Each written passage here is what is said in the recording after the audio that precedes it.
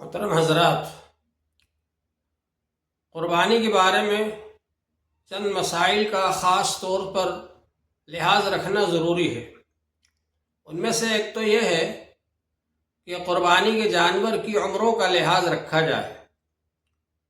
بکرا پورا 1 سال کا ہونا ضروری ہے۔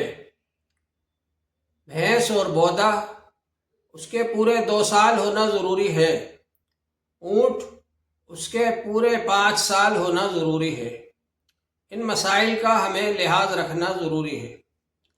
اسی طرح سے گھر میں اگر کئی حضرات ہیں اور سب صاحب نصاب ہیں، سب کے پاس بینک بیلنس ہے، سب کماتے ہیں، سب کا الگ الگ حساب کتاب ہے، تو ہر ایک پر الگ الگ قربانی واجب ہوگی۔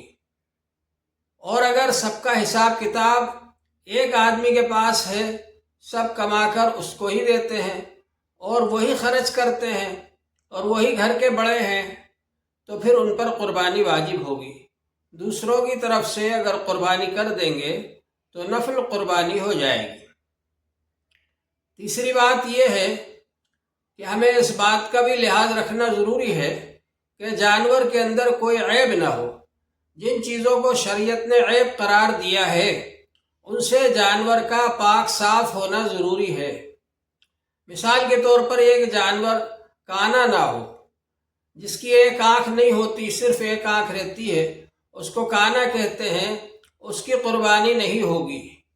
اسی طرح سے جانور کا کان اگر 1/3 سے زیادہ کٹا ہوا ہے تو اس کی قربانی نہیں ہوگی۔ اسی طرح سے اگر جانور کے اندر کوئی ایسا عیب ہے، مثال کے طور پر وہ جانور خنثی مشکل ہے۔ خنثی مشکل اس جانور کو کہتے ہیں جس میں دونوں علامتیں پائی جائیں، نر اور مادہ دونوں کی نشانیاں پائی جائیں یا دونوں کی نشانیاں نہ پائی جائیں، ایسے جانور کو خنثی کہتے ہیں، اس کی قربانی نہیں ہوگی۔ بانجھ جانور کی قربانی ہو سکتی ہے۔ ایسی بکری ہے جس سے بچے ہی نہیں ہو رہے، اس کی قربانی ہو سکتی ہے۔ اور اسی طرح سے اگر ایسا جانور ہے جس کو خصی کر دیا گیا، بکرے کو خصی کر دیا جاتا ہے، تو خصی کیے ہوئے بکرے کی قربانی ہو جائے گی۔